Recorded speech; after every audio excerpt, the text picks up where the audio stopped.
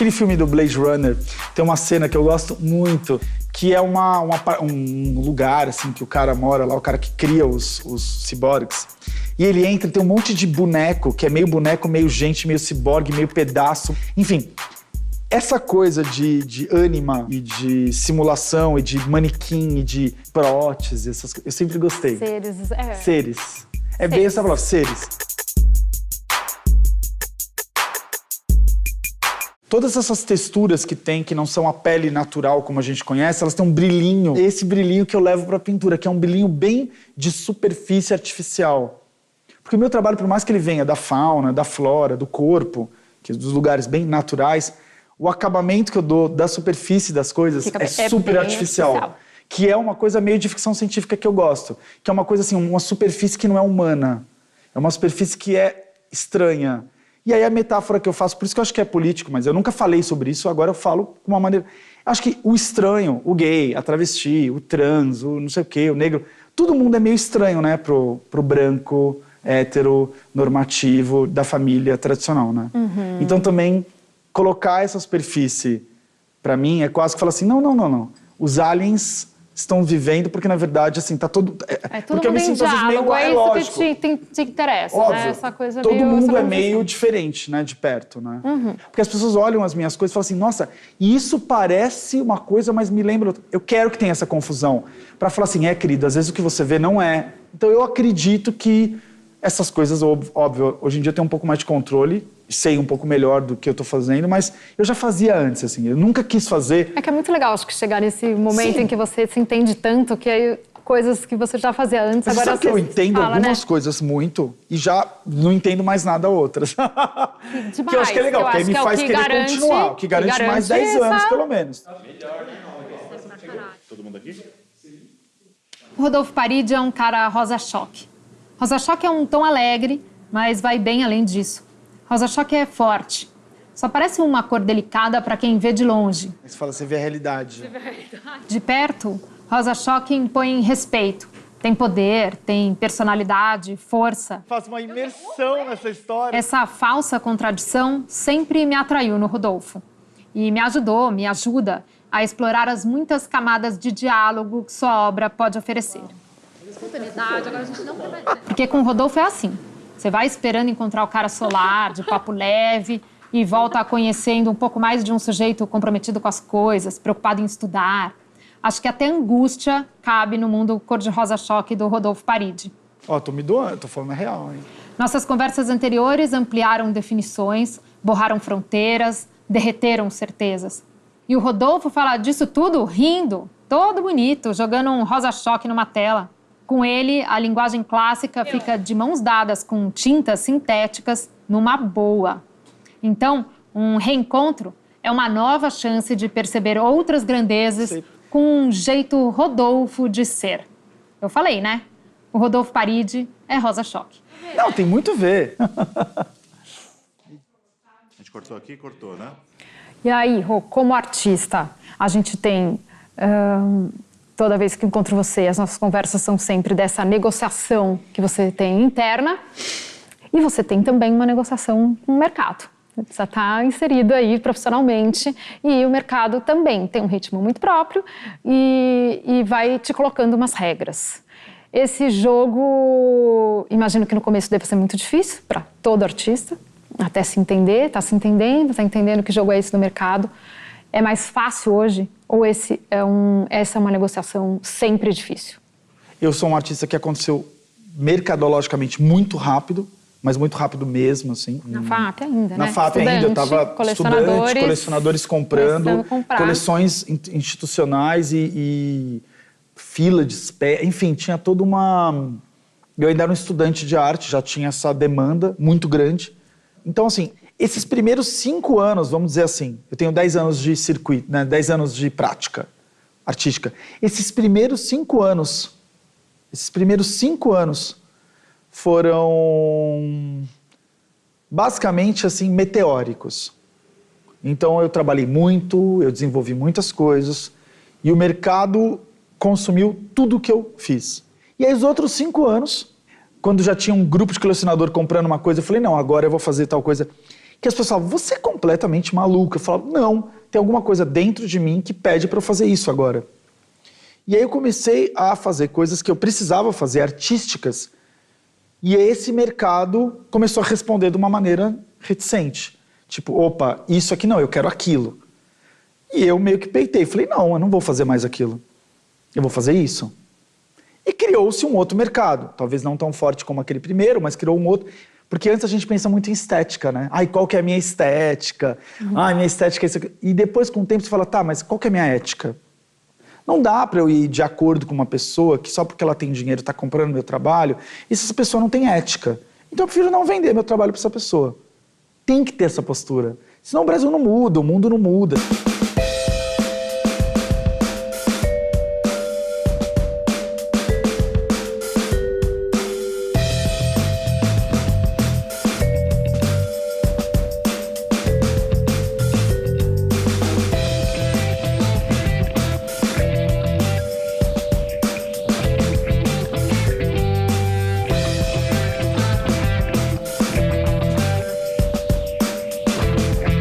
Essa tava na exposição, Tava, né? essa daí foi E que a veio gente pra não cá? vendeu, veio pra cá. Um cara super queria comprar, não cabia na casa. E o outro era da Argentina, aí o trâmite era, tipo, desenrolar a tela. Aí eu falei, não dá pra desenrolar. Desenrolar agora não, ela acabou de ser feita, ela tem que ter um pouquinho de tempo, óleo, né? Eu falei, vamos deixar ela quietinha a hora que vier um... Agora que eu tô indo pra fora, minha carreira tá literalmente... Vamos vender pra uma coisa fora, né? Essa tela merece, talvez... né? Um museu, uma instituição fora, não dá pra ficar na casa de alguém um negócio desse tamanho. Eu fiquei 4 meses fazendo isso.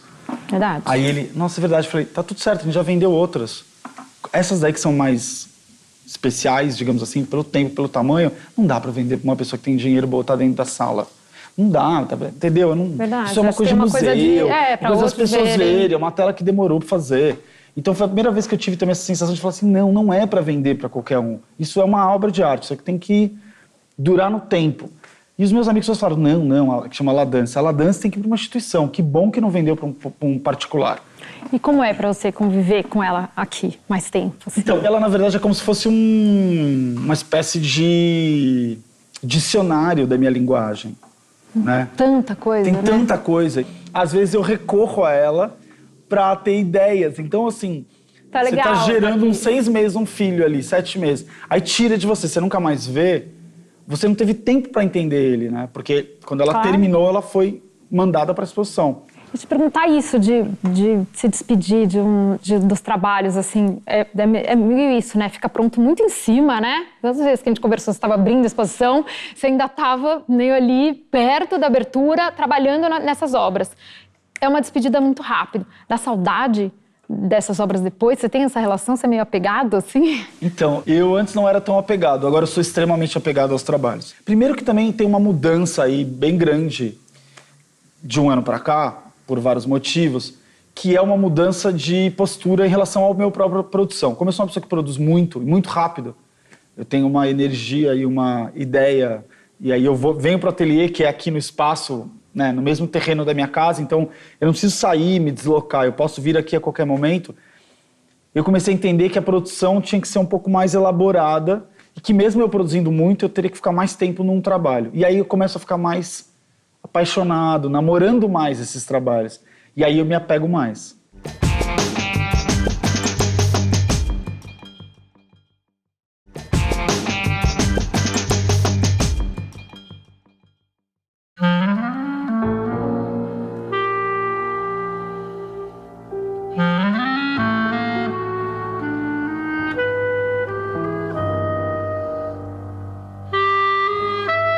Tem dança aqui? Tem. Eu acho muito legal isso. Eu queria que você falasse um pouco disso, porque a gente, naquela coisa de encaixar nessas classificações, a gente fica falando assim, não, o Rodolfo faz pintura, e aí ele começou em algum momento a fazer performance, Sim. e aí veio a Fancy, e a gente tem essa necessidade mesmo. De encaixar. Mas pra você é tudo tão separado assim? Ou você olha pra cá e você vê performance, você vê dança?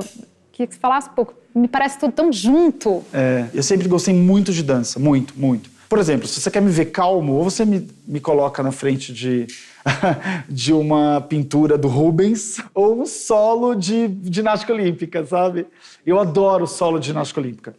Assim, eu posso ver horas o vídeo de solo de época de ginástica olímpica. Olimpíada, pra você é maravilhoso. Eu adoro todos, quem dá o duplo e o outro, e a barra, e volta.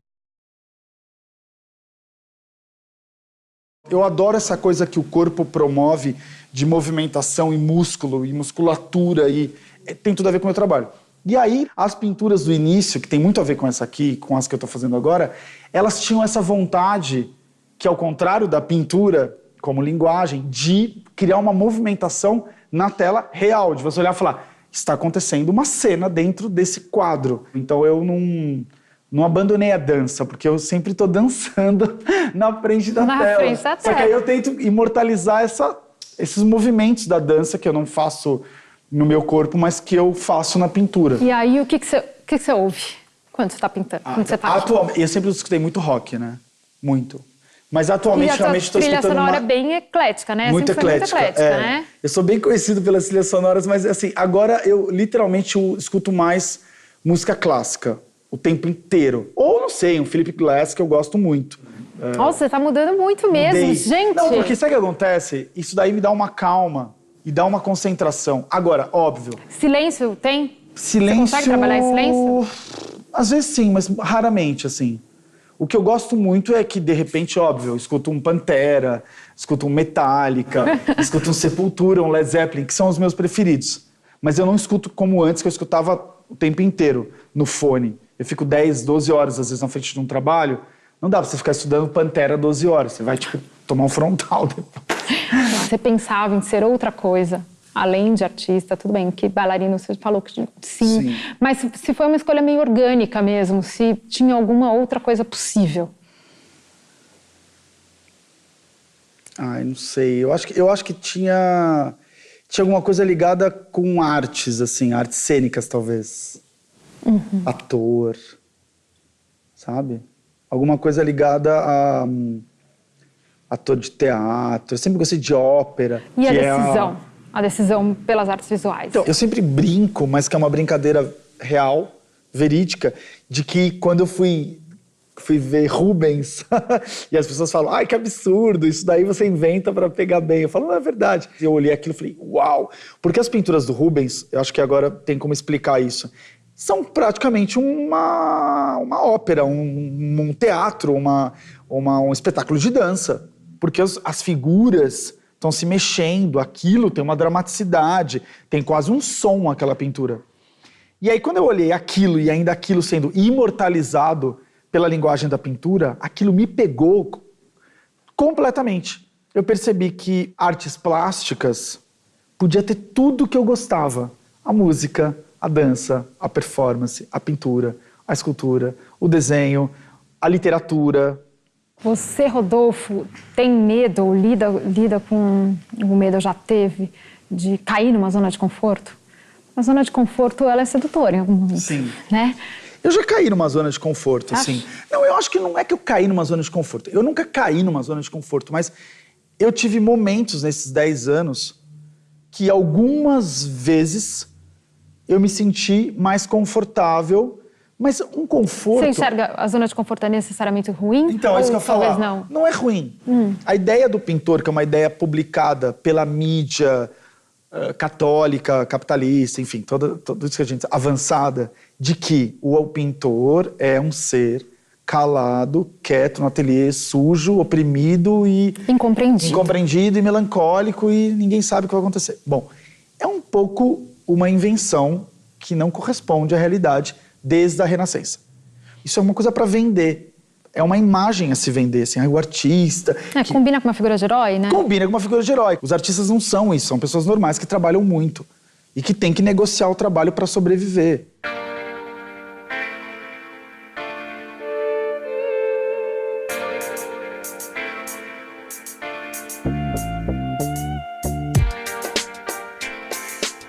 O desenho diferente da pintura é assim, fez uma marcação, já era, aquilo ficou. Você não vai pegar uma borracha e apagar. Mesmo que você apague, vai ficar marcado. A pintura não. A pintura você deposita. Você tira, você ilude a pessoa, porque você cria... Você não sabe o que está embaixo dela. Ai, tem uma generosidade na pintura nisso, a pintura né? é super generosa e, ao mesmo tempo, ela esconde a dúbia. E o desenho, ele não é tão generoso, mas ele é seco e objetivo. Tipo, um risco é um risco. Não deu certo, vai ter que fazer outro em cima, mas aquele vai ficar. Então tem esses dois lugares do desenho da pintura, sabe? Tá aqui, óbvio, mas você tem aqui também, né? Tenho. Uma libélula. E o braço sujo. E eu fiquei pensando muito na libélula, porque tem toda uma simbologia, né? Essa libélula. Tem. Com transformação, Tem. com não sei o quê. O que você tem com a libélula? Gente, eu não sei. É mais a Óbvio. estrutura? É uma mais a coisa estrutura, porque na verdade vira como se fosse uma arquitetura pra mim. Então assim, não existe essa libélula.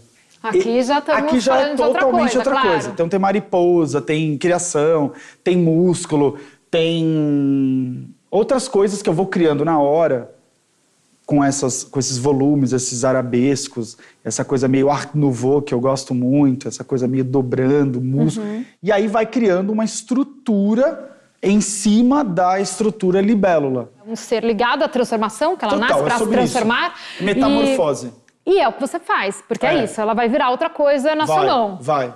E então vira isso quase tem a uma ver. coisa metalinguística Isso é aí no verdadeiro. metalinguístico, Então, não, isso por é. que você escolheu, não escolheu? Não, eu acho que eu fui escolhido. Né? Talvez é isso, a libélula já traz em si Eu acho que eu fui isso, escolhido, né? na verdade, porque é muito louco, assim. Às vezes, quando eu estou fazendo as libélulas, e isso é real, assim, eu não estou inventando, aparece uma libélula aqui dentro. Eu já entrei aqui, tinha uma libélula grande em cima de um desenho de libélula.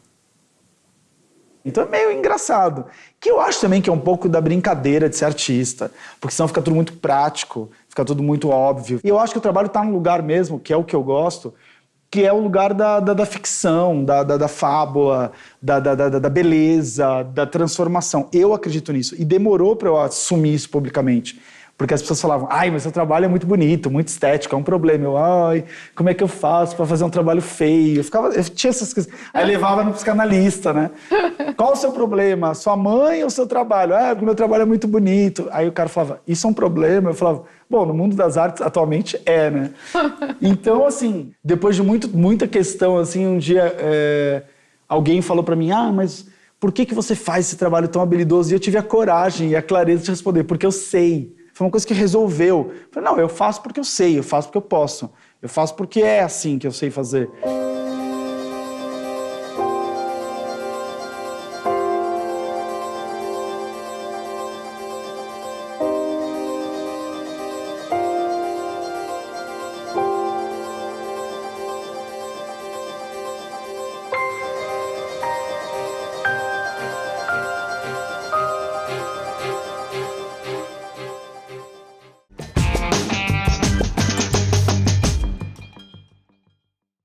Diante de uma tela em branco, que sentimento você tem? Dá uma ansiedade? Sei lá, tem essa importância, essa primeira pincelada, assim? Fico imaginando, Total. Você começa pelo meio, você começa por aqui. Não, a gente faz uma coisa, eu digo os pintores, né? Porque é muito difícil começar uma tela do branco.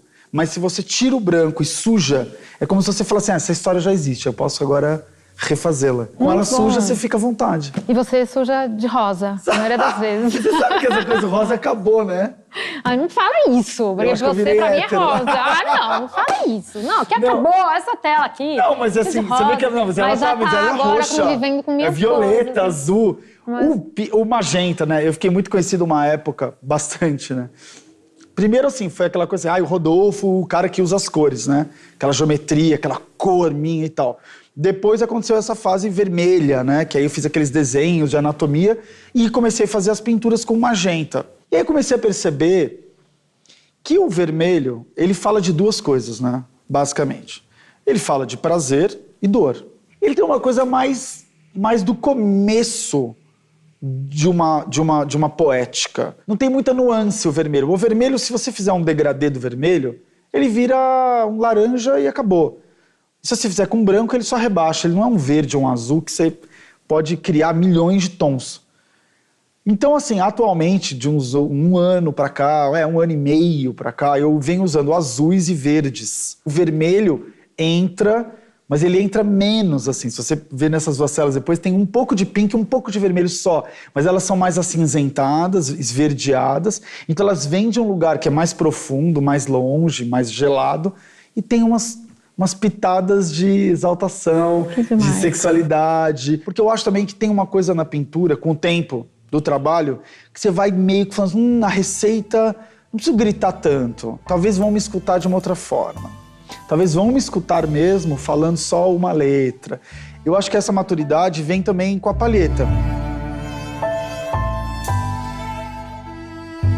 Circula muita gente por aqui? Porque Então, você circula é esse cara, pelo menos é esse cara com muitos amigos. Nas redes sociais eu sempre vejo Então, você isso. E na aí, verdade, assim, assim, o as ateliê pessoas- é um lugar que muita Eles gente gostam circula. muito daqui, mas eu prefiro hoje em dia ficar menos sociável, porque senão eu não consigo trabalhar. A pintura não gosta muito de muito entre e sai, entendeu? Essa tela, teve gente que veio aqui e viu Viu. esse trabalho em processo. Opinião atrapalha? Atrapalha. Como é que dá pra... Porque Na também não dá verdade- pra esconder. Na verdade, eu fiz o que foi mais legal de tudo. O Daniel Senise fez uma coisa muito legal, que ele falou, acho que você tinha que chamar o Ivo. Até então eu conhecia o Ivo por ir nas palestras dele, por ter lido... Pinacoteca. Ele era curador da Pinacoteca, mas eu não tinha uma amizade com o Ivo, não era próximo do Ivo. E o Senise, que é meu amigo, o Daniel Senise, grande artista, falou, não, eu vou falar com o Ivo. Falou com o Ivo e falou, vamos conversar. O Ivo veio aqui, ele foi a única pessoa que viu do início desses 6 meses até o último dia. Porque daí vocês ficaram Ele convivendo. veio 6 vezes, ele fez Que uma demais. vez por mês. Então, no início dessa pintura, eram 3 bailarinos gigantes. E aí só sobrou, tipo assim, ó, tá vendo? Tem um ombro aqui, tem um outro braço, ali que era um homem que aí virou uma outra coisa. Eu fazia, não gostava, tirava. Aí lixava e fazia outra coisa. Então ela tem tantas camadas e tantas sobreposições que nunca conseguiria desenhar isso antes de pintar. Ela realmente aconteceu no próprio processo dela. No futuro, quando forem restaurar, Nossa. colocaram aqueles programas de museu, né? Aquele negócio de... É o infravermelho, né? Infra. Eles colocam... aquelas duas também, que eu tô fazendo agora, é igual essa daqui. Elas têm tanta coisa por trás. Porque sempre eu começo, é engraçado isso. Eu começo com a figura humana, ipsis literis, assim, como ela é. E aí eu vou deformando ela. Parece que é um erro, eu vou lá e faço a figura humana e fico triste. Ai, não era isso, meu trabalho na figura humana. Mas aí, a partir disso... É o que vai É o que ativar. dá, então é o processo. Na verdade, é o caminho. É o caminho. Essa tela você fez aqui? Ela Ali, tava aqui, naquela- Mas era a escada que você usava? Tô tentando Então- imaginar como é que você produziu essa Então, tela. essa tela tava mais ou menos a uns 4 metros e pouco de altura. E aí, pra trabalhar nela, eu subia numa mesa. Um banco em cima de uma mesa, né? Então, eu punha uma coisa mesa... super uma coisa tranquila. super segura. Numa dessas noites, eu subi no banco em cima da mesa e comecei a pintar. Depois de, uns minutos, eu dei um passo pra trás. Aí eu lembrei que eu estava em cima de um banco da mesa. E aí, voei pro chão. Nossa. Os pincéis voaram. Foi uma cena bem de filme. Bom, aí eu acordei uns 20 segundos. O médico falou, você não fraturou por pouco, agora você vai ter que ficar, como é que ele falou? Você vai ter de repouso durante uns dias. Eu falei, claro. Voltei, tomei tipo 3 cataflãs, assim, nem lembro o quê. E continuei pintando. Arranjou uma escada ou continuou subindo num banco e numa mesa? Aluguei um andaime profissional. Porque acho que O Michelangelo já usava andaime e Michelangelo você, já usava. pelo amor Não, de e Deus. acho que também tem uma coisa muito louca que os artistas meio que vão fazendo as coisas com o que tem. Vocês estão tão imersos nisso aqui que a preocupação não era essa coisa prática, né? Você quer subir. O que te dá mais prazer? Esse tempo aqui no ateliê, quando você está preparando, finalizando as telas ou começando novas telas? Ou quando você, dia do vernissage, na abertura de uma exposição, dessa entrega, é quase um começo de despedida das obras, né? Que fase que é mais legal? O que eu gosto mesmo é de ficar no ateliê pintando. Essa fase de vernissage é difícil em algum momento? Nossa Senhora. Ou seja, então nem dá prazer, né? Tô falando... Eu odeio, tem que beber porque... assim, cerveja, não sei, um uísque. Antes era mais fácil pra mim, tá? Eu acho que quando a gente é mais jovem, tudo é mais fácil. Porque depois você fica um pouco mais ciente e consciente de tudo que engloba... Da importância desse dia. Da importância desse dia. E de que quanto isso vai gerar de assunto e quanto isso vai, de alguma maneira, te forjar como pessoa. Então, assim, essas coisas todas são meio, tipo assim, uma metáfora, mas é real. O Rodolfo, que trabalha na galeria não sei o quê, que faz aquele tipo de trabalho, que não sei o quê, aquele trabalho que significa não sei o quê. Então, o mundo da vernissage é um mundo um pouco de um show que você está participando, só que você é o diretor e você também é o ator.